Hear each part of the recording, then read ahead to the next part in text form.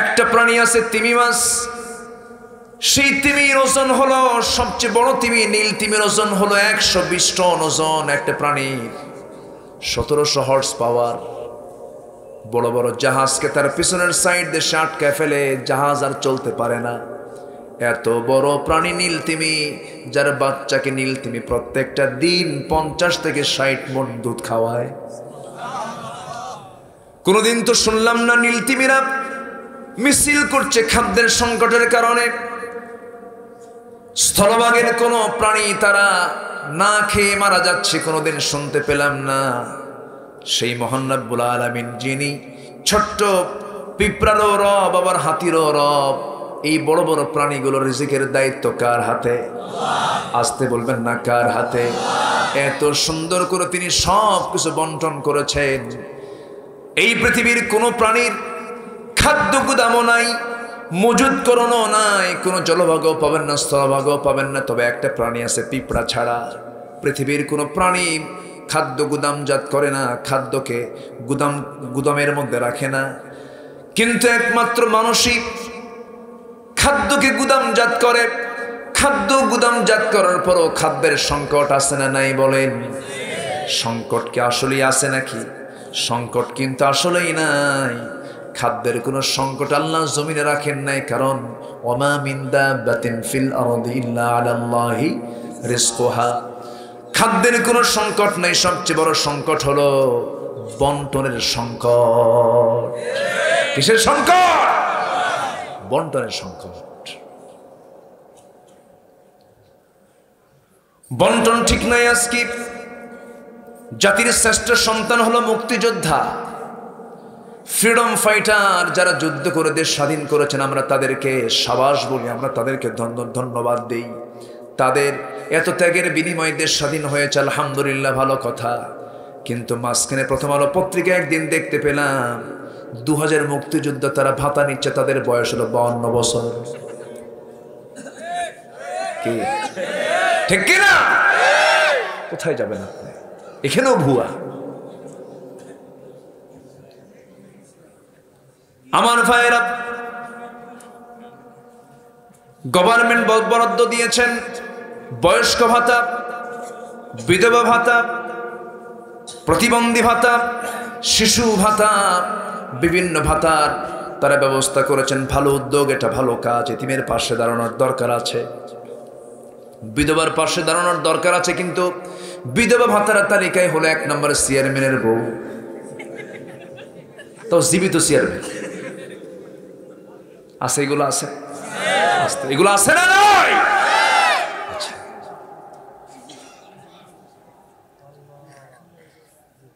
সব ঠিক হয়ে যেত, সব বন্ধ হয়ে যেত।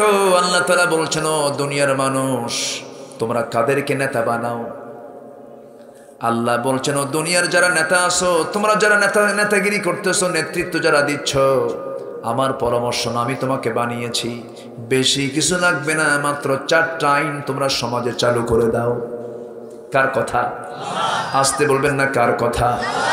আল্লাহ বলছেন, ও দুনিয়ার মানুষ, তোমাদের মধ্যে আমি যাদেরকে নেতৃত্ব দিয়েছি, রাজত্ব দিয়েছি, ক্ষমতা দিয়েছি, চেয়ার দিয়েছি, পাওয়ার দিয়েছি, গদি দিয়েছি, তাদেরকে আল্লাহ রাব্বুল আলামিন পরামর্শ দিয়ে বলছেন, যারা পারেন ঠোঁট মিলিয়ে বলুন, আল্লাযীনা ইম্মাক্কান্নাহুম ফিল আরদি আকামুস সালাহ ওয়া আতাউস যাকাহ ওয়া আমারু বিল মা'রুফি ওয়া নাহাউ আনিল মুনকার ওয়ালিল্লাহি আকিবাতুল উমুর। জোরে বলুন আল্লাহু আকবার।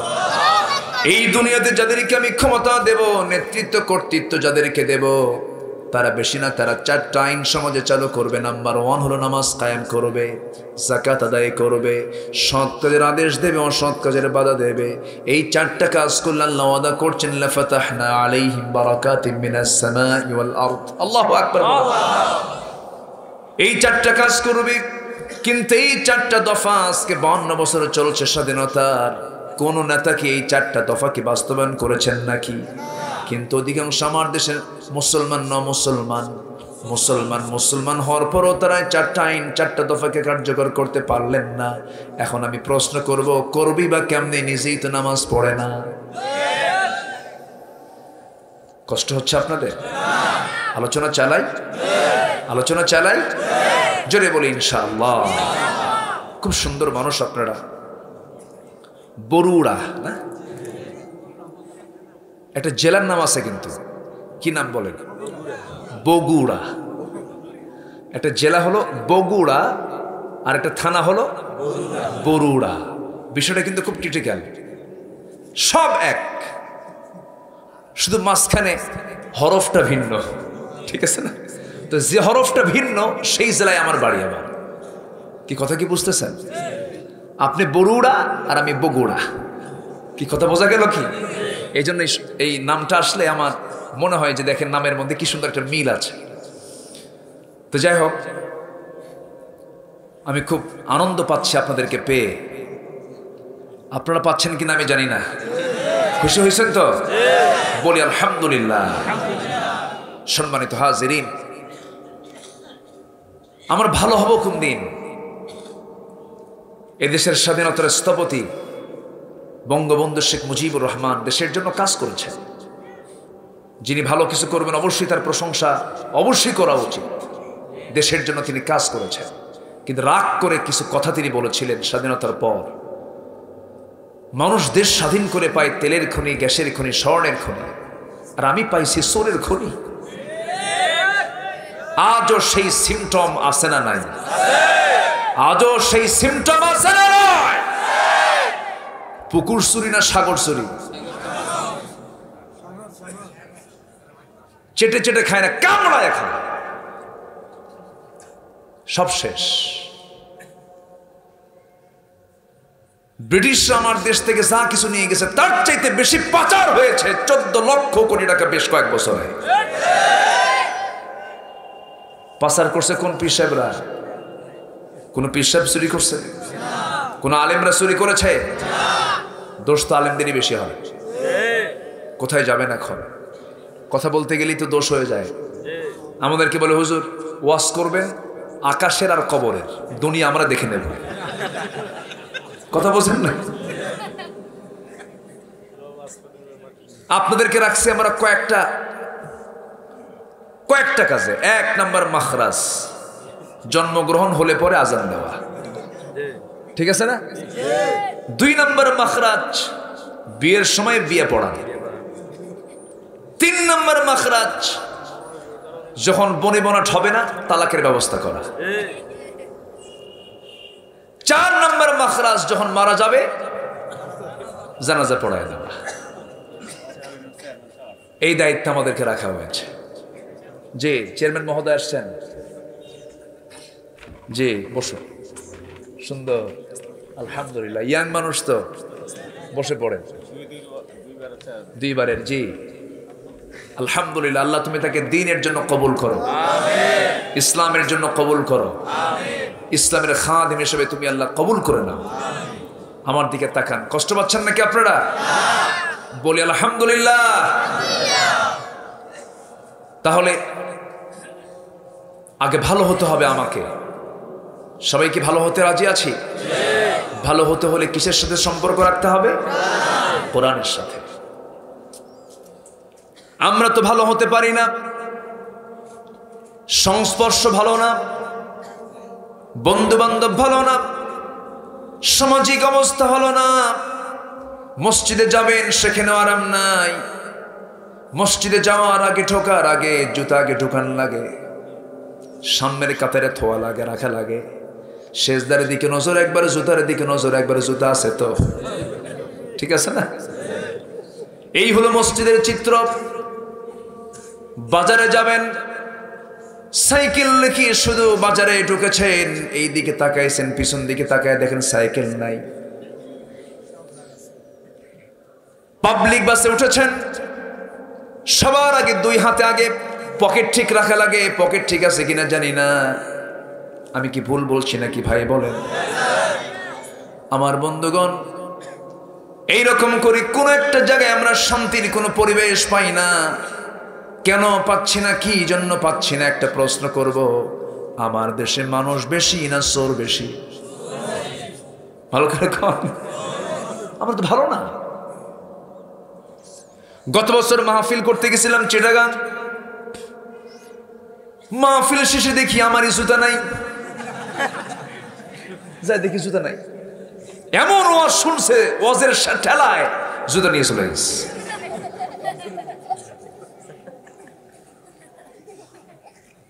বলেন আমরা কি ভালো হতে পেরেছি? পারি নাই। রাস্তার কাজ কতটুকু হয়, রাস্তার কাজ কত আনা হয়, এটা কি আড়াল কোনো কিছু না, ওপেন? সবাই জানি, কিন্তু আমরা এগুলো সব বন্ধ হতো যদি বান্দার ভিতরে নৈতিকতার শিক্ষা এবং এই দিলে থাকতো কার ভয়? আসতে বলবেন না, কার ভয়? ওমরের মতো মানুষ অর্ধ দুনিয়া চালান, সাইয়েদনা ওমরে ফারুক, তার হাতে এক বোতল মধু আসলো রাষ্ট্রের পক্ষ থেকে। এক বোতল মধু নিয়ে তিনি প্রতিবেশীর মাঝে ভাগ করবেন। স্ত্রীকে ডাক দিয়ে বলেন, স্ত্রী, এই বোতলটা তুমি সুন্দর করে 7টা ভাগে ভাগ করে মধুগুলো আমার প্রতিবেশীদের মাঝে এটা বন্টন করে দাও। বোতল দেওয়ার পর পরে আবার বলেন, না আমি তোমাকে এটা ভাগ করতে দেব না, তুমি আমার হাতে দিয়ে দাও। বলেন তো এতে কি স্ত্রীকে মাইন্ড করার কথা? বলেন, মনক্ষুণ্ণ হতে পারে না? আমাকে দায়িত্ব দিয়ে আপনি আবার আমার থেকে বোতল টেনে নিলেন, আমি কি কম বেশি করবো নাকি? এটা রাগ করেছে। সাইয়েদনা ওমর ফারুক রাদিয়াল্লাহু তাআলা আনহু মধুর বোতলটা নিয়ে আরেকজন প্রতিবেশীর ঘরে দিয়ে বললেন, এই মধুকে তোমরা সুন্দর করে ভাগ করে একটা ভাগ আমার হাতে দিয়ে আসবা, আমার বাড়িতে দিয়ে আসবা। যখন মধুর বোতল ভাগ করে যখন একটা অংশ যখন ওমরের হাতে যখন দেওয়া হয়েছে, সেই মধুটা স্ত্রী হাতে দিয়ে মুস্কি হাসি মেরে বলছেন, এই যে স্ত্রী আমার, এই যে মধুর বোতল, মধুর যে অংশটুকু আমরা পেয়েছি এটা তোমার হাতে দিয়ে দিলাম, কিন্তু বউটার মন খারাপ। ওমরে ফারুক বলছেন, স্ত্রী মন খারাপ করো না, মনক্ষুণ্ণ হয়েও না, আল্লাহর কসম করে বলি আমি তোমাকে সম্মান করি, তুমি আমার সন্তানদের মা, আমি তোমাকে মর্যাদা দেই, কিন্তু আমি তোমাকে মধু ভাগ করতে দেই না এই জন্য তুমি কম বেশি করবে সেই জন্য নয়, কারণ মধু হলো তরল জিনিস। এই মধুটা ভাগ করতে গেলে পরে কিছু মধু যে ভাগ করবে তার হাতে লেগে যাবে, 2 ফোঁটা হোক 3 ফোঁটা হোক, এই যে অতিরিক্ত মধু লেগে গেল 2-3 ফোঁটা আমাদের অংশে আসুক, এটা আমি আমার চাই নাই মনে করে ভাগের দায়িত্বটা আমি অন্য কাউকে দিয়ে দিয়েছি। জোরে বলে সুবহানাল্লাহ। এটা হলো ঈমান। এটা কি বলেন? আর জোরে বলেন, এটা কি ঈমান? ঈমান শুধু নামাজে নয়, একজন মানুষের ঈমান চেক করার জন্য একটু লেনদেন করবেন, ব্যবসা বাণিজ্য করবেন, ওঠা বসা করবেন, মুআমালা করবেন, তখন বোঝা যাবে তার ঈমানের দৌড়টা কেমন। শুধু সেজদার মধ্যে শুধু ঈমান নয়, লেনদেনও ঈমান আছে না নাই? লা ঈমানা লিমান লা আমানাতা লাহ, লা ঈমানা লিমান লা হাদা লাহ। যার অঙ্গীকার ঠিক নাই, যার আমানত ঠিক নাই, তার ঈমান নাই, বলেছেন মুহাম্মদ সাল্লাল্লাহু আলাইহি ওয়াসাল্লাম। এই জন্য আমরা দুনিয়ার কোনো কিছুকে প্রাধান্য দেব না, সবার আগে প্রাধান্য দেব আমরা হলো ঈমানকে। ঈমান নাই কোনো মূল্য নাই। আপনার সমস্ত সম্পত্তি আপনি দান করে ফেলেছেন, কিন্তু ঈমান নাই, কোনো মূল্য আপনার সেই দানের কোনো মূল্য আল্লাহর দরবারে নাই। এই পৃথিবীর সবচেয়ে একজন বিখ্যাত ধনী বিল গেটস, এই বিল গেটস তার সমস্ত সম্পত্তি 1/3 সম্পত্তি সে রেড ক্রসকে দান করে দিয়েছে। সব দান করে দেওয়ার পরেও আল্লাহর দরবারে সেই দানের কোনো মূল্য সে পাবে না, কারণ তার মধ্যে কি নাই? লিওনেল মেসির নাম শুনেছেন তো? মেসির নাম শুনছেন না? মেসি দিয়েই তো 1 মাস চললো এই দেশ, ঠিক আছে না? 1 মাস চললো। সেই মাহফিলের ইফেক্ট, সেই খেলার ইফেক্ট মাহফিলে পড়লো। যেদিন বিশ্বকাপ খেলা, সেদিন আমার মাহফিল হলো জামালপুর ময়মনসিংহে। দেখি মাহফিলে যে পরিমাণ লোক হয়, যেখানে লোক হবে 50 থেকে 60 হাজার, সেখানে 2 থেকে 3 হাজার লোক হওয়া কঠিন। কেন? যারাই মাহফিলে এসে স্লোগান দিয়েছে কোরআন ছাড়া অন্য কিছু মানি না, মানবো না, তারাই আবার বলতেছে খেলা ছাড়া। কি আমার কথা কি বুঝে আসতেছে? বুঝে আসতেছে? কোথায় ব্রাজিল, কোথায় আর্জেন্টিনা, 2 গ্রুপে খেলে তারা। আর সেই ব্রাজিল আর্জেন্টিনার সমর্থকে মারামারি করে ব্রাহ্মণবাড়িয়ার মতো জায়গায় মারামারি করে 2 গ্রুপে 3 জন শহীদ। নাউজুবিল্লাহ। কোথায় যাবে না? এটা কি মানুষ না কাউ? আল্লাহ জানে। এগুলো বেহুদা কাজের কি আমাদের সময় আছে? ইমানদারকে এগুলো পাত্তা দেবে? ইমানদারকে এগুলো গুরুত্ব দেবে? কিন্তু গুরুত্ব দেয় কপাল কালো সেজদা দিয়া, আবার খেলা দেখার তালিকায় সবার আগে আছে না নাই? আচ্ছা, বেহুদা কাজ ইমানদার কখনো করতে পারে না। গোটা পৃথিবীতে চলছে এখন 2টা যুদ্ধ, একটা হচ্ছে কালচারাল ওয়ার, আর একটা হলো মিলিটারি ওয়ার, সাংস্কৃতিক যুদ্ধ, আর একটা হলো সামরিক যুদ্ধ, অস্ত্র দিয়ে যুদ্ধ। এই 2টি যুদ্ধের মধ্যে বেশি লাভবান হচ্ছে হলো সাংস্কৃতিক যুদ্ধ দিয়ে। কেমন করে দেখেন, কোথায় আর্জেন্টিনা, কোথাকার সে মেসি 10 নম্বর জার্সিওয়ালা মানুষ, সেই জার্সি, সেই 10 নম্বর মেসির নাম সহকারে বরুড়া উপজেলার একটা গ্রামের ছোট্ট একটা বাচ্চার গায়ে এই জার্সি লাগানো। এটা কি ছোটখাটো কোনো বিষয়? এটা কি ওদের পরাজয় না বিজয়? পরাজয় না বিজয়? বিজয়। অথচ তারাই খেললো, তারাই জিতলো, তারাই হারলো, তারাই ট্রফি সব নিয়ে চলে গেল। মাঝখান থেকে মুসলমান সারা রাত জেগে খেলা দেখলো, ফজর নামাজ নষ্ট করলো। ইমান থাকলো না গেল? গেল। ইমানদার কখনো বেহুদা কাজে থাকবে না। ইমানদার অকাজে ইমানদারের কোনো অংশগ্রহণ থাকবে না। ইমানদার কখনো মন্দ কাজে যাবে না। ইমানদার কখনো অপ্রয়োজনীয় কাজে অংশগ্রহণ করবে না। হারাম কোনো কাজে অংশগ্রহণ করবে না। কুফরকে প্রাধান্য দিবে না ইমানের উপরে। ইমানের উপরে যদি কুফরকে কেউ প্রাধান্য দেয়, এমনকি বাপও যদি হয়, ভাইও যদি হয়, আল্লাহ বলছেন ইমানদার কখনো সেই বাপ ভাইকে বন্ধু বানাবে না। নূহ আলাইহিস সালাম সন্তানকে বললেন, না আমার কেনান, দিনটা গ্রহণ করে নাও, আমার কলিজার টুকরা সন্তান তুমি। সন্তান বলছে, কেনান বলছে, আব্বা আমি তোমার কালেমা পড়বো না, আমি পাহাড়ের চূড়ায় উঠবো। মহাপ্লাবন হয়ে যাবে রে কেনান, মহাপ্লাবন হলো আমার কোনো যায় আসে না। সন্তানটা নবীর কথা শুনলো না, বাবার কথা শুনলো না। আল্লাহর পক্ষ থেকে জানান দেওয়া হলো ইন্নাহু লাইসা মিন আহলিক, সে পরিবারের কেউ না। নূহ আলাইহিস সালামের স্ত্রী পর্যন্ত কাফেরা ছিল, লূত আলাইহিস সালামের স্ত্রীও কাফেরা ছিল, ইব্রাহিম আলাইহিস সালামের বাবা কাফের ছিল, মুশরিক ছিল। এরকম করে যুগী যুগী পয়গম্বরদের জীবনে, বিশেষ ব্যক্তিদের জীবনে এমনটা চলে আসছে। কিন্তু ইমানদারের দায়িত্ব হলো কুফরকে কখনো বান্দা গ্রহণ করতে পারে, গ্রহণ করতে পারে। বাপও যদি হয় মানা যাবে না, ভাইও যদি হয় মানা যাবে না। সাহাবায়ে কেরাম তার উজ্জ্বল দৃষ্টান্ত ছিলেন। বদর যুদ্ধের কথা মনে হলে আমার কাছে আশ্চর্য মনে হয়, খুব অবাক হয়ে যায় সাহাবায়ে কেরামদের ঈমানটা কত গভীর ছিল, কত মজবুত ছিল। বদর যুদ্ধ মানে হলো শত্রু যুদ্ধ নয়, বদর যুদ্ধ হলো ভাই যুদ্ধ। বদর যুদ্ধ হলো বংশ যুদ্ধ। বদর যুদ্ধ হলো বাপ বেটার যুদ্ধ। বদর যুদ্ধ হলো চাচা ভাতিজার যুদ্ধ। বদর যুদ্ধ হলো জামাই শ্বশুরের যুদ্ধ।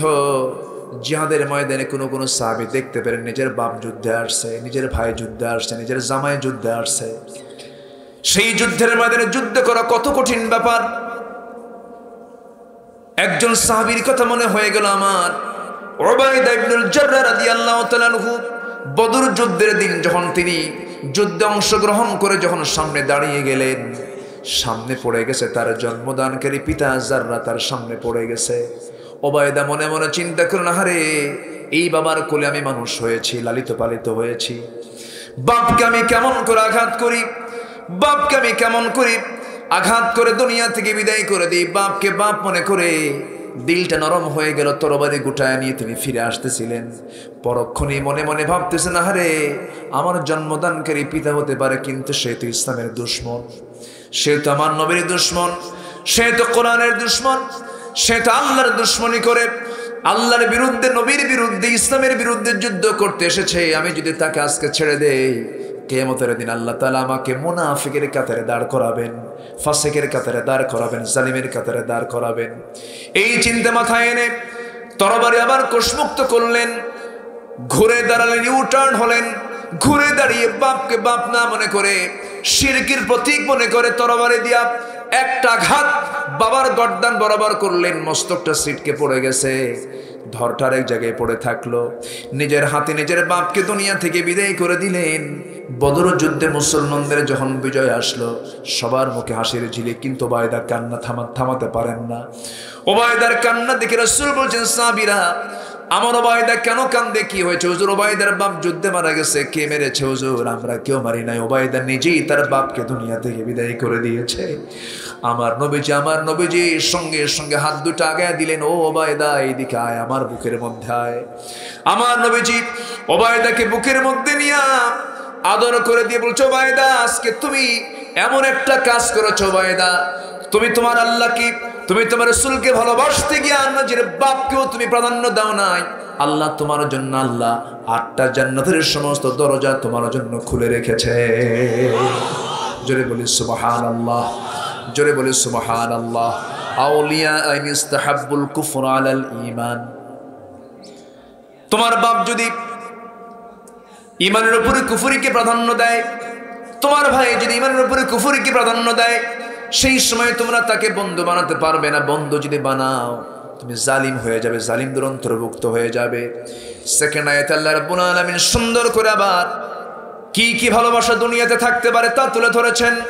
قل إن كان آباؤكم وأبناؤكم وإخوانكم وأزواجكم وعشيرتكم وأموال اقترفتموها وتجارة تخشون كسادها ومساكن ترضونها أحب إليكم من الله ورسوله وجهاد في سبيله فتربصوا حتى يأتي الله بأمره إن الله لا يهدي القوم الفاسقين জোরে বলুন আল্লাহু আকবার। 8টা ভালোবাসার কথা এখানে এসেছে। কয়টা ভালোবাসা বলেন? মোট কয়টা বলেন? 8টা ভালোবাসার কথা এসেছে। 8টা শ্রেণীর ভালোবাসা আল্লাহ তাআলা তুলে ধরেছেন। নাম্বার 1 হলো তোমাদের বাপ। তোমাদের কি বাবার প্রতি টান আছে না নাই? আসতে বলবেন না, আছে না নাই? বাপ যদি অসুস্থ হয়, ছেলের চোখে পানি চলে আসে। কুল ইন কানা আবাউকুম, তোমাদের বাপ, ওয়া আবনাউকুম, তোমাদের সন্তান, ওয়া ইখওয়ানুকুম, তোমাদের ভাই, ওয়া আজওয়াজুকুম, তোমাদের স্ত্রী, ওয়া আশিরাতুকুম, তোমাদের আত্মীয় স্বজন, ওয়া আমওয়াল, তোমাদের মাল, ওয়া তিজারাতুন, তোমাদের ব্যবসা। নাম্বার 8 হলো মাসাকিন, তোমাদের বাসস্থান, যাকে তোমরা ভালোবাসো। এই 8টা ভালোবাসার চাইতে যদি আল্লাহর ভালোবাসা, নবীর ভালোবাসা এবং জিহাদকে যদি তোমরা বেশি না ভালোবাসতে পারো, অপেক্ষা করো, আল্লাহর ফয়সালা কিন্তু আসতেছে। কার কথা? আসতে বলবেন না, কার কথা? তাহলে এই আয়াতটা প্রমাণ করে সকল কিছুর চাইতে বেশি ভালোবাসবো আমরা কাকে? আসলে ভালোবাসার স্থায়ী একমাত্র আমার আপনার জন্য কে হতে পারে? পৃথিবীর কোনো ভালোবাসা কি স্থায়ী নাকি? স্ত্রী তার স্বামীকে ভালোবাসেন, স্বামী তার স্ত্রীকে ভালোবাসেন, বাবা তার সন্তানকে ভালোবাসেন, সন্তান তার বাপকে ভালোবাসে। সব দুনিয়ার ভালোবাসাগুলো ক্ষণিকের জন্য ভালোবাসা, কিন্তু একটা ভালোবাসা পার্মানেন্ট থেকে যাবে, কোনোদিন এই ভালোবাসা ফুরাবে না। সেটা হলো কার ভালোবাসা? আসতে বলবেন না, কার ভালোবাসা? অতএব ভালোবাসতেই যদি হয়, 1 নম্বর আমরা ভালোবাসা দেব কাকে? আল্লাহ তাআলা বলছেন,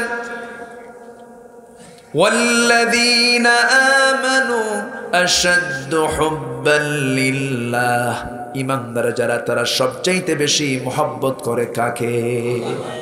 আমার আল্লাহ আছেন না নাই? আছেন তো নাকি? আছেন না? কোথায় আছেন? আমার বন্ধু যদি, আমার ভালোবাসার প্রথম জন যদি আমার আল্লাহ তাআলা হন, মোহাব্বতের জন যদি আমার আল্লাহ তাআলা হন, সে আল্লাহ এত দূরে, এটা কেমন করে হয়? আল্লাহ আছেন তিনি আরশে আজিমে, কিন্তু তার ইলম সব জায়গায় আছে না নাই? আসতে বলবেন না, আছে না নাই? আর রহমানু আলাল আরশি ইস্তাওয়া। আবার এইদিকে আল্লাহ তাআলা আরেক জায়গায় বলছেন ওয়ানাহনু আকরাবু ইলাইহি মিন হাবলিল ওয়ারিদ ওয়া ইয়ালামু খাইনাতাল আ'য়ুনি ওয়া মা তুখফিস সুদূর। তোমার চক্ষু কি খেয়ানত করে এবং তোমার অন্তরে তুমি কি গোপন করে কি রেখেছো, এটাও আমি আল্লাহ জানি। জোরে বলে সুবহানাল্লাহ। অতএব সবাইকে ফাঁকি দিতে পারবো, আল্লাহকে ফাঁকি দেওয়া কি সম্ভব? আসতে বলবেন না, সম্ভব। সে আল্লাহর কাছে আমরা ধারণা দেব জীবনের এক জায়গায় না সব জায়গায়, এক জায়গায় না সব জায়গায়। আজান হলেই কোথায় যাব? আরো জোরে, আরো জোরে। সেজদার জায়গার নাম কি? মসজিদ। বিশেষ করে যার ফজর কাজা হবে না, তার কোনো নামাজ কাজা হবে না। সবাইকে নামাজ পড়তে রাজি আছি?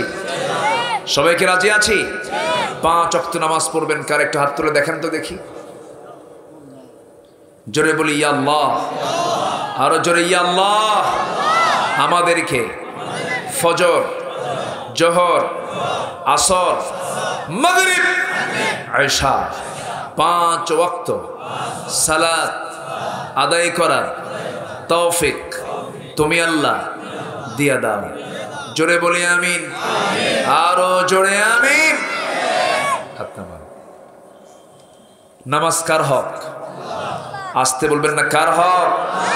আল্লাহর হক। নামাজ আমরা কেউ ছাড়বো না। জোরে বলি ইনশাআল্লাহ। আল্লাহকে যদি ভালোবাসি তাহলে 1 নম্বর কাজ হবে নামাজটাকে সুন্দর করে সময় মতো আদায় করা, আস্তে আস্তে সুন্দর করে। জোরে বলি ইনশাআল্লাহ। নামাজ আমরা কেউ ছেড়ে দেব না। নামাজের উপকারিতা আছে না নাই? কোনো ক্ষতি আছে? ফজর নামাজ যারা পড়বে, জোহর নামাজ যারা পড়বে, আসর নামাজ যারা পড়বে, মাগরিব নামাজ যারা পড়বে, এশা নামাজ যারা পড়বে, তাদের উপকারিতা কি? একজন হিন্দু ভদ্রলোক ডাক্তার দেবী শেঠি, নাম শুনেছেন তো? ডাক্তার দেবী শেঠি ভারতের একজন বড় হার্ট স্পেশালিস্ট, বড় একজন ডাক্তার। তিনি তার স্ট্যাটাসে লিখেছেন যে আমি গোটা দুনিয়ার সকল ধর্মের মানুষের চিকিৎসা দিয়েছি। অনেক রোগীর আমি হার্ট দেখেছি, ব্রেন দেখেছি, কিন্তু গোটা পৃথিবীর যত রোগী আমার চোখে পড়েছে, সবচেয়ে সুস্থ ব্রেন এবং সুস্থ হার্ট হলো যে সমস্ত মুসলমান 5 ওয়াক্ত নামাজ আদায় করে। আল্লাহু আকবার বলে। নামাজের মধ্যে কল্যাণ আছে না নাই? বলেন আছে না নাই? নামাজকে আমরা কেউ ছেড়ে দেব না। 5 ওয়াক্ত নামাজ আল্লাহকে মোহাব্বত করার, আল্লাহকে ভালোবাসার একটা অন্যতম মাধ্যম। যে আল্লাহকে মোহাব্বত করবে সে কখনো ফজরে ঘুমাতে পারবে না। আজান হওয়ার সঙ্গে সঙ্গেই বান্দা জেগে যাবে। অনেকে বলে হুজুর জাগা পাই না, এটা তার নিয়তের সমস্যা। যদি কোনো বান্দা ফজরে উঠতে চায়, ঘুমানোর আগে আল্লাহ তাআলা প্রত্যেকটা মাথার ভিতরে একটা ডিভাইস দিয়ে দিয়েছেন, অ্যালার্ম সিস্টেম করে দিয়েছেন। বান্দা যদি মনে করে আমাকে 5:45 ফজর নামাজ পড়ার জন্য উঠতে হবে, এরকম করে ব্রেন সেট আপ দিয়ে যদি কোনো বান্দা শুয়ে পড়ে, আল্লাহ তাআলা ঠিক ওই সময় 5:45 আল্লাহ তাআলা তাকে জাগায় দেন। এটা যে সেট আপের বিষয়, মানসিকতার বিষয়। আমরা নামাজকে কেউ ছেড়ে দেব না। জোরে বলি ইনশাআল্লাহ। আর জোরে বলি ইনশাআল্লাহ। এখানে ভালোবাসার কথা আসছে। কয়টা ভালোবাসা বলেন তো? 8টা। 1 নম্বর হলো বাবা। 1 নম্বর কে? বাবা। নাম্বার 2 হলো ওয়া আবনাউকুম, তোমাদের সন্তান, তোমাদের ছেলে, তোমাদের সন্তানাদি। এরপর আল্লাহ তাআলা কিন্তু সব পয়গম্বরকে দিয়ে এগুলো পরীক্ষা নিয়েছেন। সন্তান দিয়ে পরীক্ষা নিয়েছেন আমাদের জাতির পিতাকে। বলেন কে? কে বলেন? পরীক্ষা ইব্রাহিম, ফেল না পাস? ফেল না পাস? তিনি কি জবহ করেছেন কোন প্রাণীকে না নিজের সন্তানকে? ইন্নী আরা ফিল মানামি আন্নী আযবাহুক। আচ্ছা, ওয়া ইখওয়ানুকুম, তোমাদের ভাই, ওয়া আশিরাতুকুম, তোমাদের স্ত্রী, ওয়া আমওয়াল, তোমাদের মালামাল, তোমাদের ব্যবসা। সাহাবীরা কি করেছেন? আল্লাহু আকবার। আমার রাসূল হিজরত করে মক্কা থেকে মদিনায় চলে গেছেন। মদিনায় যাওয়ার সঙ্গে সঙ্গে মক্কার কোরাইশরা যখন রাসূলকে হত্যার পরিকল্পনা করেছে, রাসূল যখন মদিনায় হিজরত করেছেন, মক্কার সাহাবীরা, আমার নবীজির কাছের সাহাবীরা সবাই, অনেকে জানেন না রাসূল চলে গেছেন। রাসূল গেছেন দিনের রাতের আধারে তিনি একাকী চলে গিয়েছেন। যখন শুনলেন যে দিনের বেলা রাসূল নাই, একজন বড় ব্যবসায়ী ছিলেন, ওয়া আমওয়ালুন ইকতারাফতুমুহা, একজন বড় ব্যবসায়ী, বিশাল মালওয়ালা, টাকাওয়ালা, যখন শুনলেন রাসূল নাই, স্ত্রীকে বলেন, স্ত্রী তুমি কি ইসলাম কবুল করবে কিনা? সন্তান তোমরা কি ইসলাম কবুল করবে না? সঙ্গে সঙ্গে তিনি সিদ্ধান্ত নিয়ে বললেন, শোনো, তোমাদের আমার দরকার নাই, আমার ব্যবসাও দরকার নাই, আমার সম্পদ দরকার নাই, আমার দরকার হলো আল্লাহ এবং আল্লাহ রাসূলকে। জান্নাতের সংবাদ তো এমনি পাওয়া যায়নি। আব্দুর রহমান ইবনে আউফ নাম তার, আশারে মুবাশশারের একজন সাহাবী। তিনি কি করলেন? সন্তানাদি, পরিবার, ব্যবসা সব ছেড়ে মদিনায় চলে গেলেন। নবীর সামনে বসে আছেন, আমার রাসূল তাকে দেখলেন, দেখে নবীজির চোখের পানি আটকাতে পারলেন না, কেঁদে কেঁদে বলছেন, আব্দুর রহমান, আমি নিজের চোখে দেখেছি মক্কায় তোমার কি অবস্থা ছিল। বিশাল বড় তোমার প্যালেস ছিল, বাড়ি ছিল, বিশাল তোমার ব্যবসা ছিল, টাকা ছিল, পয়সা ছিল, সন্তান ছিল, ছেলে ছিল, মেয়ে ছিল, সব ছেড়ে আজকে তুমি মদিনায় চলে আসছো। আজকে তোমার কেউ নাই, তোমার কি একটু কষ্ট হচ্ছে না? সত্যি করে বলো তো। মুস্কি হাসি মেরে আব্দুর রহমান বলে ফেলছেন, ইয়া রাসূলুল্লাহ, দুনিয়ার সব ছেড়ে দিয়েছি, আমি আল্লাহ এবং রাসূলকে পেয়ে গেছি। আব্দুর রহমান ইবনে আউফের এই কথা রাসূলকে বেশি শান্ত করতে পারলো না। আমার রাসূল বলছেন, আব্দুর রহমান, আমি জানি তুমি কষ্ট পাচ্ছ, তোমার কষ্ট হচ্ছে আব্দুর রহমান, আমি তোমাকে একটা কথা বলবো। কি কথা? তুমি কি জানো তোমার সুন্দর বাড়িটা আবু জেহেল দখল করে নিয়েছে? তোমার কি মন খারাপ হলো নাকি? আব্দুর রহমান বলতেছে, ইয়া রাসূলুল্লাহ, আবু জেহেল দখল করেছে আমার দুনিয়ার বাড়ি, আর আমি দখল করতে চাই হলো আমার জান্নাতের বাড়ি। আব্দুর রহমান ইবনে আউফ একাকী বসে আছেন। রাসূল বলছেন, আব্দুর রহমান, দেখি তো তোমার জন্য কি করা যায়। মদিনার একজন আনসার সাহাবী আস্তে করে রাসূল তাকে ডাক দিয়ে বলছেন, আনসার সাহাবী, এদিকে আসো, আমি তোমাকে একটু প্রস্তাব দেব। সেটা হলো, আমার এই মুহাজির সাহাবী আব্দুর রহমান, তার অনেক বড় বড় ব্যবসা ছিল, কিন্তু আজকে ইসলামকে গ্রহণ করতে গিয়ে তার সব কিছু শেষ হয়ে গেছে। আব্দুর রহমানকে দেখো তো তুমি কিছু করতে পারো নাকি? এই কথা বলার সঙ্গে সঙ্গে ওই আনসার সাহাবী করলেন কি, আব্দুর রহমান ইবনে আউফ কি ঘোড়ার পিঠে চড়াইয়া নিলেন। ঘোড়ার পিঠে উঠিয়ে নিয়ে মদিনার সবচেয়ে বড় দুইটা খেজুর বাগান তাকে দেখায়া দিলেন। দুইটা খেজুর বাগান দেখায়া দেওয়ার পর তিনি বলছেন, আমার মুহাজির ভাই শোনো, আমার মুহাজির আব্দুর রহমান ইবনে আউফ, তুমি শোনো, এই দুইটা বড় বড় যে খেজুর বাগান তোমাকে দেখালাম, এই বিশাল দুইটা বড় খেজুর বাগান আল্লাহ পাক আমাকে দান করেছেন। রাসূল যেহেতু আমাকে দায়িত্ব দিয়েছেন, এই দুইটা বাগানের যে বাগান তোমার পছন্দ হবে, সেই বাগানটা আমি এই মুহূর্তে আমি তোমার নামে দলিল করে দেব। জোরে বলি সুবহানাল্লাহ, আরো জোরে বলি সুবহানাল্লাহ। এরপরে কি? এরপরে আনসার সাহাবী বলছেন, ভাইরি, আমি তোমার আর কি উপকার করতে পারবো জানি না। আমি জানি তুমি যুবক মানুষ, তোমার বিয়ের প্রয়োজন, তোমার স্ত্রীর প্রয়োজন, কিন্তু আমার জানা মতে মদিনার কোনো মেয়ের বাবা তোমার সঙ্গে বিয়ে দিবে না, তোমার সঙ্গে তার সন্তানকে, মেয়ে সন্তানকে বিয়ে দেবে না, পাত্রস্থ করবে না। এই জন্য আমি সিদ্ধান্ত নিয়েছি, তোমার তো স্ত্রী প্রয়োজন, আল্লাহ আমাকে দুইটা স্ত্রী দান করেছেন, দুটা স্ত্রী যে কোনো একটা স্ত্রীকে আমি তালাক দেব, আমার বউটাকে তুমি তোমার বউ বানায় নিবা। কি মোহাব্বত, কি ভালোবাসা তারা দেখিয়েছেন।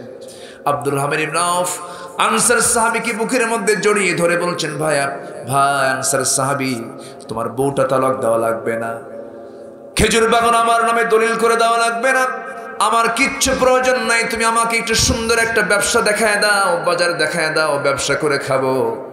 একটা ছোট্ট বাজার দেখিয়ে দেওয়া হলো। ব্যবসা করতে করতে আব্দুর রহমান এক সময় দেখা গেল কয়েক আনি স্বর্ণ তিনি কামাই করলেন।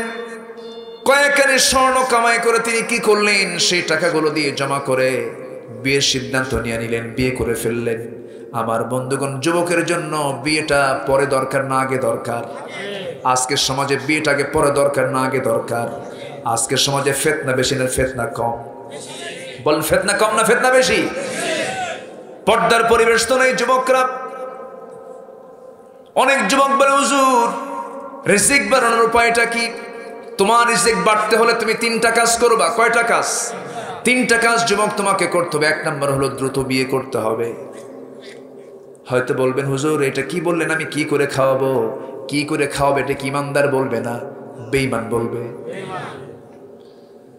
দ্রুত তুমি বিয়ে করে নিবা, পরিবারকে বোঝাবা, আব্বা আম্মার সঙ্গে পরামর্শ করে বিয়ের জরুরি বিষয়টা বুঝায় নিবা। নাম্বার 2 হলো পিতামাতার সঙ্গে সুন্দর আচরণ করবে। নাম্বার 3 হলো এই দুনিয়াতে সবচেয়ে বেশি ভয় করবে আমার আল্লাহ তাআলাকে। আল্লাহ তোমাকে অফুরন্ত রিজিক দিয়ে তোমাকে তোমার ভান্ডারটা ভরায় ফেলবেন। জোরে বলি সুবহানাল্লাহ। কিন্তু আজকে যত বড় শিক্ষিত তার বিয়ে করতে তত দেরি হয়ে যায়। পড়তে পড়তে তার 50 বছর হয়ে যায়, 50 বছরে বিয়ে করে, 60 বছরে বাচ্চার বাপ হয়। 60 বছরে যদি বাচ্চার বাপ হয়, সেই বাচ্চা নিয়ে যখন রাস্তায় হাঁটবে, সেই সময় ছোট্ট বাচ্চাকে দেখে বলবে এই ছেলে এটা তোমার দাদা না নানা। সবকিছু যেন কেমন উল্টা হয়ে গেছে আজ, এলোমেলো হয়ে গেছে আজ। ওই আব্দুর রহমান ইবনে আওফ করলেন কি? কয়েক রতি সোনা কামাই করলেন, কয়েক আনি সোনা কামাই করলেন, বিয়ে করে নিলেন। বিয়ে করার 3-4 দিন পর নবীর সামনে হাজির হলেন। সুন্দর পোশাক পরে, সুন্দর চেহারা, সুগন্ধি লাগানো।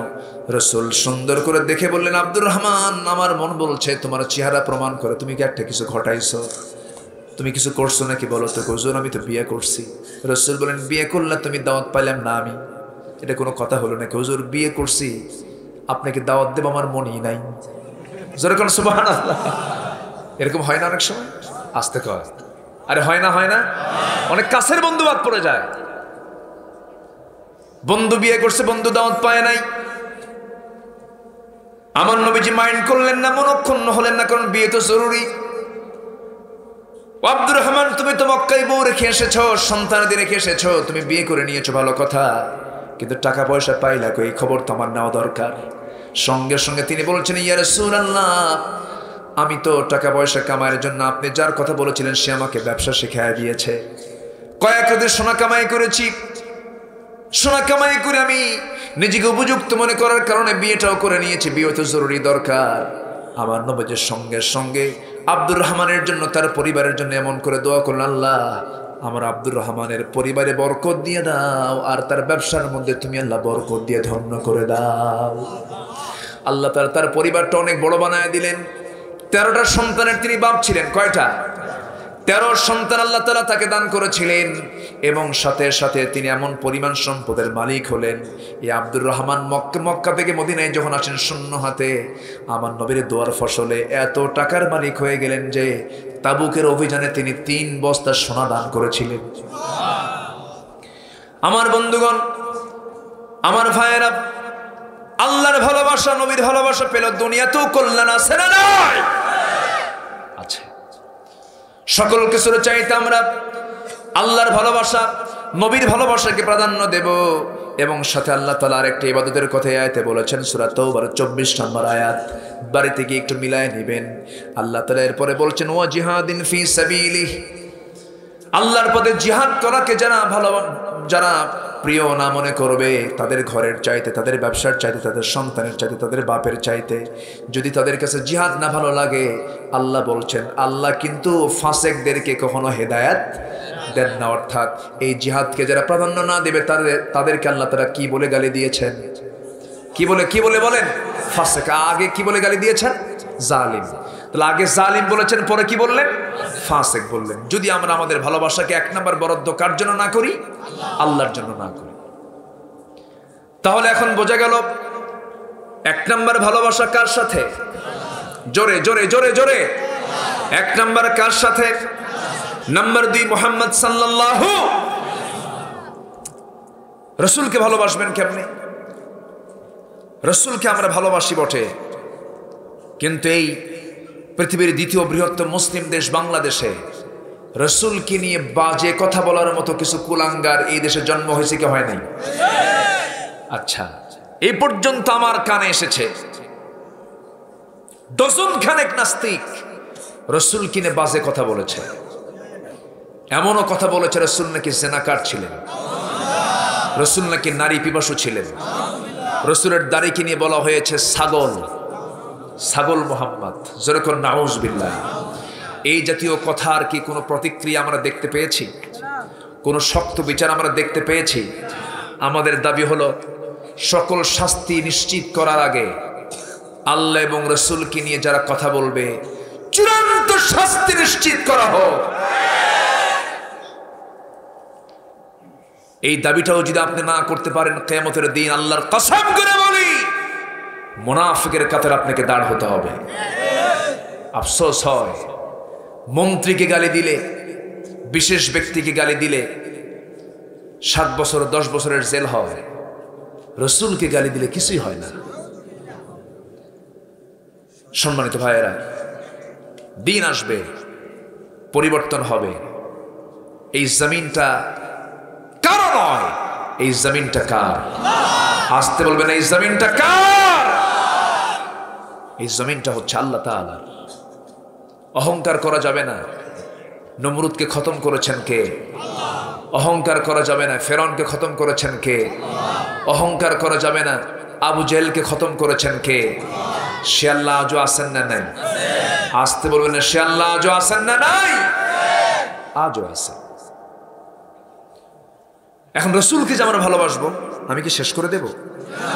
না আলোচনা চালাবো? কোনো আপত্তি নাই তো? বলি আলহামদুলিল্লাহ। বাড়ি যাবে না সবাই? ও, আপনার বাড়ি যাবেন না? আপনার এলাকার মানুষগুলো এত ভালো, আলহামদুলিল্লাহ। শাহপুর না? শাহপুর। শাহ মানে কি জানেন? বাদশাহ। এখানে কোনো প্রজা নাই, সব রাজা। বলেন আলহামদুলিল্লাহ। ভালোবাসা মুহাব্বত আরবিতে বলা হয়। এখানে আল্লাহ তাআলা প্রথম আয়াতেও বলেছেন, কি বলেছেন? ইনিস্তাহাব্বুল কুফর আলাল ঈমান। সেকেন্ড আয়াতে বলেছেন, কি বলেছেন?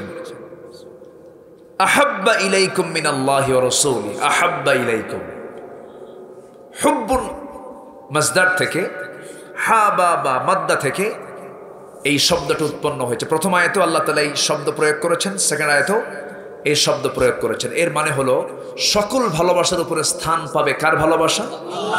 নাম্বার 2 হচ্ছে মুহাম্মদ সাল্লাল্লাহু আলাইহি ওয়াসাল্লাম।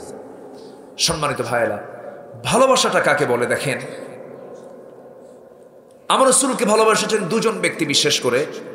আবু তালেব রাসূলকে খুব ভালোবাসতেন, আবার ওই দিকে খাদিজা রাসূলকে খুব ভালোবাসতেন। প্রথম দিকের ভালোবাসা এটা। খাদিজার মোহাব্বত নবীর রাসূলের সাথে ছিল হলো স্বামী স্ত্রীর কারণে, বিয়ে হয়ে গেল, মোহাব্বত সৃষ্টি হলো। আচ্ছা, ওই দিকে আবু তালেবের সঙ্গে রাসূলের মোহাব্বতটা হলো আমার নবীজির বাপ মারা গেছেন, মা মারা গেছেন, দাদা মারা গেছেন, ভাতিজার প্রতি রক্তের টান আছে না নাই? একটা মোহাব্বত।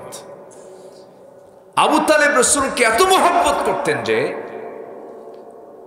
আমার নবীজি নবুয়ত পাওয়ার পর আবু তালেব ইসলাম কবুল না করলেও নবীর বিরুদ্ধে যত ষড়যন্ত্র হয়েছে সমস্ত ষড়যন্ত্রকে বুমেরাং করে দিয়েছেন আবু তালেব। আল্লাহু আকবার বলেন। অথচ তিনি ব্যক্তি হিসেবে কি? কাফের। মুসলমান না কাফের? কাফের। আমার রাসূল যখন নবুয়ত পেলেন, জাবেলে নূর থেকে নেমে এসে প্রথমেই দাওয়াত দিয়েছেন বাইরে না ভিতরে? দাওয়াত দেওয়ার সুন্নত তরিকা প্রথমে বাইরে না ভিতরে? আমরা দাওয়াতি কাজ করবো বাইরে বেশি না ভিতরে বেশি? সবাই যদি আজকে দাওয়াতি কাজ করতাম পরিবারে পরিবারে, কিন্তু আজকে সমাজের চিত্র কিরকম হতো? কিন্তু সেই দাওয়াতি কাজ চলতেছে হলো ওই যে কালচারাল ওয়ার দিয়ে, সাংস্কৃতিক যুদ্ধ দিয়ে প্রত্যেক বাড়িতে দাওয়াতের জন্য ঢুকায় দিয়েছে ভারতীয় সিরিয়ালগুলো, ঠিক কিনা? ভারতের বলিউড, আমেরিকার হলিউডগুলো ঢুকায় দিয়ে যুব সমাজ, নারী সমাজ, সবার চরিত্রকে শেষ করে দিচ্ছে এই সমস্ত মিডিয়াগুলো। সম্মানিত ভাইয়েরা, আমার নবীজি আম্মা জান খাদিজাকে ডাক দিয়ে বলছেন, আমার স্ত্রী খাদিজা, মনে হয় মরে যাবো আমি। কেন? লাকাদ খাশিতু আলা নাফসি, আমি মনে মরে যাব। কেন? কেমন যেন মনে হচ্ছে আমি বাঁচবো না। খাদিজা বলছেন, না, কোনো প্রবলেম আপনার হবে না, কারণ আপনি কাউকে ঠকান না, আপনি ইতিমের পাশে দাঁড়ান, আপনি মাসুমের পাশে দাঁড়ান, আপনার কোনো ক্ষতি অনিষ্ট পৃথিবীর কেউ করতে পারবে না। জোরে করেন সুবহানাল্লাহ। স্ত্রীতে এমনই হওয়া উচিত, তাই না? যে স্ত্রী সাহস না দিয়ে ভয় দেখায়, এ তো নিরাপদ না বিপদ? আস্তে কর, নিরাপদ না বিপদ? বিপদ। খাদিজার কথা শুনে রাসূল আশ্বস্ত হয়ে বলছেন, খাদিজা, তুমি আমাকে দারুণ ভালোবাসো, আমিও তোমাকে দারুণ ভালোবাসি। দাম্পত্যময় জীবন 14 বছর 15 বছর পার হলো। তোমার প্রতি আমার ভালোবাসা আছে, আমার প্রতিও তোমার ভালোবাসা আছে। তবে আজকে তোমাকে একটা প্রস্তাব দেব, সেই প্রস্তাবটা দেখি আমি ভাববো তুমি আমাকে কেমন ভালোবাসো। কি প্রস্তাব আপনি বলুন। খাদিজা, কিছুক্ষণ আগে আমি জাবালে নূর থেকে আসলাম, 5টা বছর আমি ধ্যানমগ্ন থাকলাম, তুমি আমাকে টিফিন ক্যারিয়ার করে খাবারগুলো দিয়ে এসেছো, তুমি আমাকে খুব ভালোবাসা দিয়েছো খাদিজা। কিন্তু আজকে তোমাকে একটা প্রশ্ন করব, সেটা হলো, একটা প্রস্তাব দেব। আল্লাহ তাআলা আমার কাছে কোরআন নামক কিতাব নাজিল করেছেন, আমি হলাম আখিরি জামানের পয়গম্বর। খাদিজার চোখে পানি টলমল করছে। রাসূল বলছেন, খাদিজা কাঁদো কেন? কি কথা? তোমার মনের কথা বলো। তিনি বলছেন, আমার স্বামী গো, 15 বছর ধরে দাম্পত্য আমি জীবন চালালাম যার সাথে, যার মুখ থেকে অযাচিত একটা কথা, যার মুখ থেকে কোনোদিন শুনলাম না, যার মুখ থেকে একটা মিথ্যা কথা শুনলাম না। এত সুন্দর একজন মানুষ, তিনি আল্লাহর নবী হবেন, এটা তো আমি 16 আনা বিশ্বাস করি। জোরে কোন সুবহানাল্লাহ। তাহলে ভালোবাসা হবে বিশ্বাসের সাথে। কিসের সাথে বলেন? আনুগত্যের সাথে, বিশ্বাসের সাথে। সঙ্গে সঙ্গে খাদিজা আমার নবীর হাতে হাত লাগায় দিলেন, কালিমা পড়ায় দিলেন। আমার নবীর কলিজা ঠান্ডা হয়ে গেল। না, আমার খাদিজা, আমার শুধু ভালোবাসাই না, আনুগত্যও আছে। এবার বুক ভরা আশা নিয়া আবু তালেবের সামনে গিয়ে যখন দাঁড়িয়ে বললেন, চাচা, আমি আল্লাহর নবী, আল্লাহ পাক আমাকে কোরআন নামক কিতাব দিয়েছেন, আপনি ইসলাম কবুল করুন। আবু তালেব বলছে, মুহাম্মদ, তুমি আল্লাহর নবী হতে পারো, আমার তা মনে হয়। তোমার গুণ আছে, আমি তোমাকে ভালো করে চিনি, আমি তোমাকে ভাষা শিখিয়েছি, আমি তোমাকে কথা শিখিয়েছি, আমি তোমার মধ্যে সব সিমটমগুলো পেয়েছি। আবু তালেব বলছে, মুহাম্মদ, মনক্ষুণ্ণ হইও না, আমার কলিজার টুকরা জাফরকে তোমার হাতে তুলে দিলাম, আমার আলীকেও তোমার হাতে তুলে দিলাম, তুমি দুজনকে মুসলমান বানায় নাও। রাসূল বলছেন, চাচা, জাফরকে দিলেন, আলীকেও দিলেন, কিন্তু আপনি? আবু তালেব বলছে, মুহাম্মদ, আমাকে বলো না, কারণ আমার বাপ তো এই কাজটা করে না, আমার বাপ দাদার ধর্ম আমি ছাড়বো না। এরকম কিছু বাঁকামি ভাব আজকের সমাজের কিছু লোকের মধ্যেও আছে না নাই? আসতে বলবেন না, আছে না নাই? এটা হলো গোলামি। এই গোলামি যাদের মধ্যে থাকবে তারা কখনো হেদায়েত পাবে না। রাসূল আর দ্বিতীয়বার কোনো কথা বললেন না, কারণ জোর করে কাউকে তো বলা যাবে না। আমার নবজ অবস্থায় তার সাথে দীর্ঘদিন মক্কার মাটিতে তিনি আবু তালেবের জীবদ্দশা পর্যন্ত তার সঙ্গে তিনি থেকেছেন, একসঙ্গে কাফেরের সাথে। কোনদিন জোরপূর্বক একটা কথাও তিনি বলেন নাই। তবে হ্যাঁ, মৃত্যুবরণ করার আগ মুহূর্তে আমার রাসূল যখন শুনতে পারলেন আবু তালেব অসুস্থ, তার চাচা আস্তে করে তার পাশে গিয়ে বললেন, চাচা, সারা জীবন আমার জন্য যত কষ্ট করেছেন, আমার জন্য আপনি জেল পর্যন্ত খেটেছেন, শিয়েবে আবু তালেবে থেকেছেন, এত কষ্ট আপনি আমার জন্য করলেন। ও চাচা, আপনাকে পুরো কালেমা বলতে হবে না, শুধু বলবেন লা ইলাহা ইল্লাল্লাহ। এতটুকুন শুধু একটাবার আপনার সাক্ষ্য দিয়ে দিবেন, আমি রাসূল, আমি আপনার জন্য আল্লাহর কাছে বেহেশতের জামিন হয়ে যাব। আপনি আমার জন্য যা করেছেন আর কিছুই লাগবে না। আবু তালেব বলছে, মুহাম্মদ রে, আমারে বারবার বলো না আমার কপালে ইসলাম নাই, আমার কপালে ইসলাম নাই রে মুহাম্মদ, আমি পারবো না। জি, হাতটা গোটায় নিলেন। জাহান্নামীদের মধ্যে সবচেয়ে কম শাস্তি হবে আবু তালেবের। মাথা থেকে পা পর্যন্ত আমার নবীজি তার হাতের ছোঁয়া লাগিয়ে দিয়েছেন। এই জন্য সে অংশগুলো জাহান্নামের আগুনে জ্বলবে না, কিন্তু জাহান্নামের একজোড়া জুতা তাকে পরিধান করে দেওয়া হবে। ওই জুতার আগুনের প্রভাবে ব্রেন টকবক করতে থাকবে। আমার ভাইরা, যখন বলা হবে আবু তালেব রে শাস্তি কেমন হচ্ছে, তিনি বলবেন এই জাহান্নামীদের মধ্যে সবচেয়ে মনে হয় শাস্তি আমারই বেশি দেওয়া হচ্ছে। আমার বন্ধুগণ, এই প্রেক্ষাপট থেকে আমি যে কথাটা বের করে নিয়ে আসতে চাচ্ছি, ভালোবাসা থাকতে হবে ইত্তেবার সাথে, আনুগত্যের সাথে। যে ভালোবাসার মধ্যে আনুগত্য নাই, সে ভালোবাসার কোনো মূল্য আল্লাহ দিবেন না। যেমন আবু তালেবের ভালোবাসার কোনো মূল্য আল্লাহর কাছে নাই, কিন্তু খাদিজার ভালোবাসার মূল্য আছে না নাই বলেন? ঠিক তেমনি আমরা রসুলকে ভালোবাসলাম, রসুলের দল করলাম না, রসুলের দিন মানলাম না, রসুলের সুন্নাহকে মানলাম না, শুধু বললাম ভালোবাসলাম। এই ভালোবাসা ভালোবাসা নয়, ঠিক কিনা? রসুলকে ভালোবাসতে গেলে রসুল কেমন করে খেয়েছেন, কেমন করে ঘুমিয়েছেন, কেমন করে চলাফেরা করেছেন, কেমন করে কথা বলেছেন, কেমন করে যুদ্ধ করেছেন, কেমন করে রাজনীতি করেছেন, কেমন করে দল করেছেন, কেমন করে দেশ চালিয়েছেন, কেমন করে পরিবার চালিয়েছেন, কেমন করে সমাজ চালিয়েছেন, কেমন করে রাষ্ট্র চালিয়েছেন, সব কিছুকে ফলো করতে হবে, ঠিক কিনা? আল্লাহুম্মা সাল্লি আলা সাইয়্যিদিনা, এরপরে কিছু দরুদ শরীফ পইরা চোখের পানি ফেলে আল্লাহ তোমাকে ভালোবাসি, রসুলকে ভালোবাসি, শুধু মুখের ভাষায় হলে চলবে না। নবীর বিরুদ্ধে একটা কথা বলবে যারা, জিহ্বা আমরা তাদের টেনে ছিঁড়ব। ভালোবাসার বহিঃপ্রকাশ থাকতে হবে সকল দিকে। আল্লাহ তুমি সবাইকে রসুলকে, আল্লাহকে ভালোবাসা, আনুগত্য সহ ভালোবাসার তৌফিক দিয়ে দাও, জোরে বলি আল্লাহুম্মা আমিন। ওয়া জিহাদিন ফি সাবিলি, কথা বাড়াবো? কত একটু বাড়ায় দেই? আপত্তি? কেউ তো যায় না বাড়িতে, এত সুন্দর মানুষ আপনারা, বলি আলহামদুলিল্লাহ। শাহপুরে বাড়ি কাদের? হাত তোলেন তো দেখি, শাহপুরে বাড়ি কাদের? ম্যাক্সিমাম শাহপুরের মানুষই বাইরে থেকে আসছেন, আলহামদুলিল্লাহ, বলি আলহামদুলিল্লাহ। গ্রামটা মনে হয় বেশ বড় না? গ্রামে কি এই কয়টাই লোক নাকি আরো আছে? কোথায় গেছে তারা? চতুর্থ আসমান ব্যস্ত আছে, সমস্যা যে হ্যাঁ, আল্লাহ তার সবাইকে কবুল করেন না। চেয়ারম্যান মহোদয়কে খুব সুন্দর দেখাচ্ছে, তাই না? দাড়িটা রাখলে কিন্তু আরো সুন্দর দেখা যাবে, কিন্তু রাখবেন ইনশাআল্লাহ। আল্লাহ সম্মান দিয়েছেন, ইজ্জত দিয়েছেন, আল্লাহ তুমি দেখে দাড়িওয়ালা বানাও। কি বলেন আপনারা, কি বলেন? আপনাদের দাড়ি রাখার দরকার নাই তো। সবাইকে আমরা তাকিদ দেব, এটাই রাসূলের, এটা সুন্নাহ না। দাড়ি রাখা হলো ওয়াজিব। দাড়ি রাখা কি বলেন? ওয়াজিব। এটা কিন্তু ছোটখাটো কোনো আমল না, কিন্তু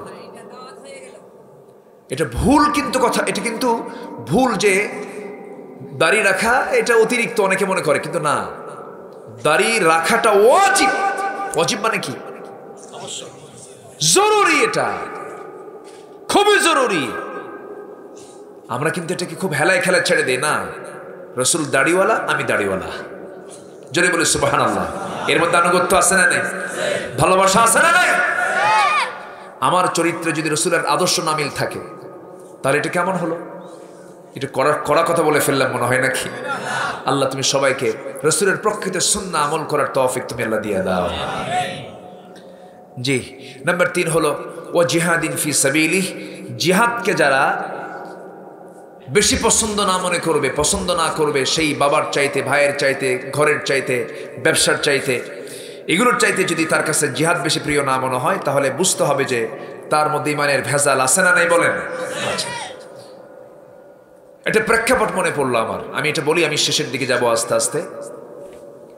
আমার নবীজি মদিনার মাটিতে 10 বছর ছিলেন, যুদ্ধ চালিয়েছেন তিনি 86টা। কয়টা বলেন? 27টা যুদ্ধের তিনি নিজের সামনে থেকে নেতৃত্ব দিয়েছেন। কয়টা বলেন? 27টা। এর মধ্যে একটা ছিল হলো তাবুক অভিযান, যে তাবুক অভিযানে রাসূল ওই সময়ের বিশ্বের সবচেয়ে বড় পরাশক্তি রোমকদের বিরুদ্ধে মোকাবেলা করতে হবে। আমার নবীজি সৈন্য সংগ্রহ করতে লাগলেন। সৈন্য সংগ্রহ হলো 30,000। কত হাজার?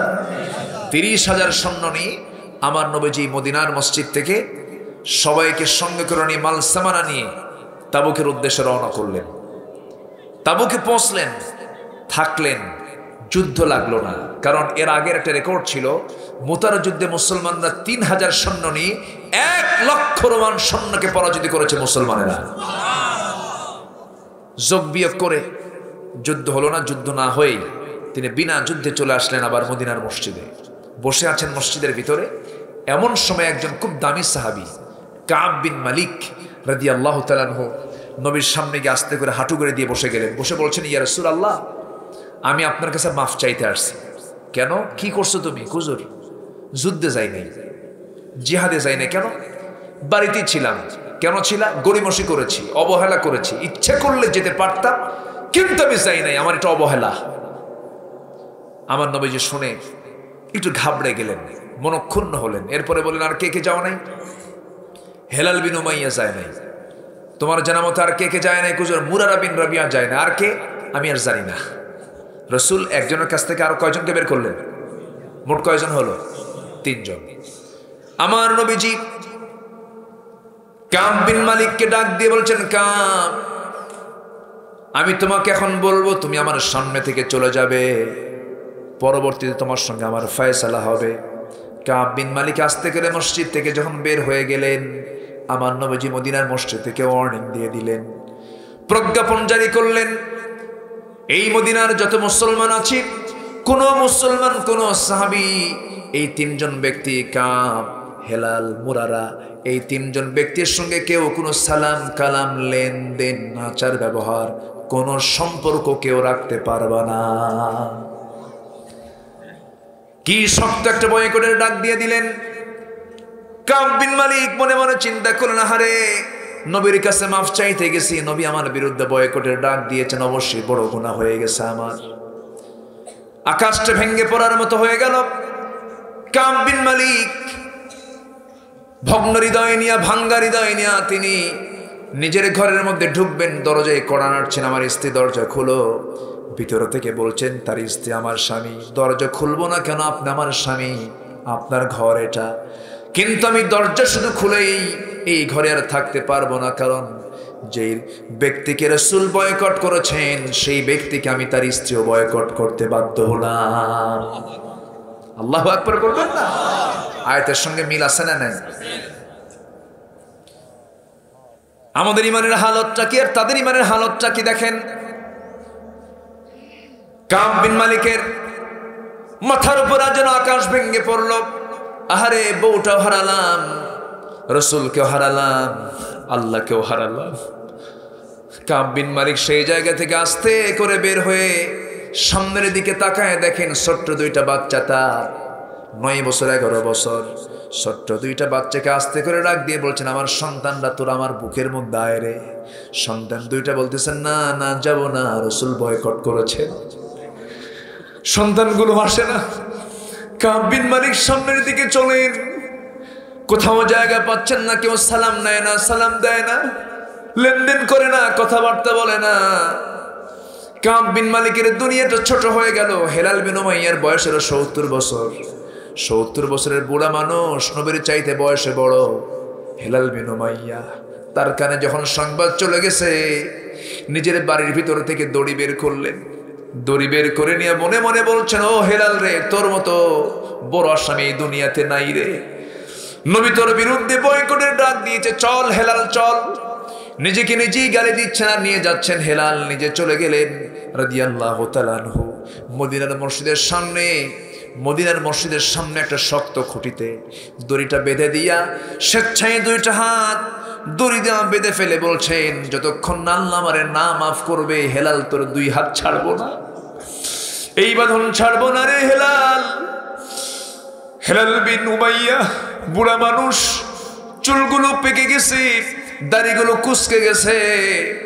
কিতাবের মধ্যে আসছে, তাফসীরে এসেছে, ওই যে শক্তভাবে 2টা হাত বেঁধেছেন, হাতের চতুর্দিক দিয়ে ঘা হয়ে গিয়েছিল, খাওয়া বন্ধ, ঘুম বন্ধ, শুধু সেজদায় পড়ে পড়ে কাঁদেন। সাহাবে কেরামকে দেখলে সালাম দেন, আর কিন্তু কেউ উত্তর নেয় না, কেউ কোনো কথা বলে না। এরকম করে দিনের পর দিন চলে গেল, 40টা দিন পার হয়ে গেল। তওবা করে করে চোখের পানি ফেলে ফেলে সাহাবে কেরাম বেকারার হয়ে গেছেন। এক পর্যায়ে দেখা গেল 40টা দিন পার হওয়ার পর নবীর কাছে জিব্রাইল এসে বলছেন ওয়ালা সালাসাতিল্লাযীনা খুল্লিফু, হে রাসূল আপনি তাদেরকে না মাফ করলেও তারা যে তওবা করেছে আল্লাহ তাদের তওবা কবুল করে নিয়েছে। আমার নবী আনন্দ পেলেন, খুব আনন্দ পেয়ে বলছেন ওমর, ওরে ওমর যাও তো দেখো তো আমার কাব বিন মালিক কোথায়। আমার কাব বিন মালিককে আমি মাফ করি নাই, কিন্তু আল্লাহ তাকে মাফ করে দিয়েছেন। ওমরে ফারুক রাদিয়াল্লাহু তাআলা আনহু চলে আসলেন, তার বাড়ির সামনে ডাকতেছেন, কাব বিন মালিক তুমি আসো নাকি ঘরের ভিতরে? স্ত্রী ভিতর থেকে জবাব দিচ্ছে, যে লোকের খবর রাসূল রাখে না সেই লোকের খবর আমরাও রাখি না। কাব বিন মালিক আমার নবীর সামনে চলে এলেন, রাসূল তাকে বুকের মধ্যে জড়ায় নিলেন। সকল সম্পর্ক হবে কার সাথে? নাম্বার 2 মুহাম্মদ সাল্লাল্লাহু আলাইহি ওয়াসাল্লামের সাথে। আমার ভাইরা, ওই 3 সাহাবীর কি নামাজের কোনো অভাব ছিল নাকি? রোজার কোনো অভাব ছিল নাকি? দান সদকার কোনো অভাব ছিল নাকি? জিকির আজকারের কোনো অভাব ছিল না? কোনো কিছুর অভাব ছিল না। শুধুমাত্র জিহাদের ডাক দিয়েছেন, একটু গড়িমসি করেছেন, যাব এই করে তাদের যাওয়া হয় না, আল্লাহ তাদেরকে পাকড়াও করেছেন।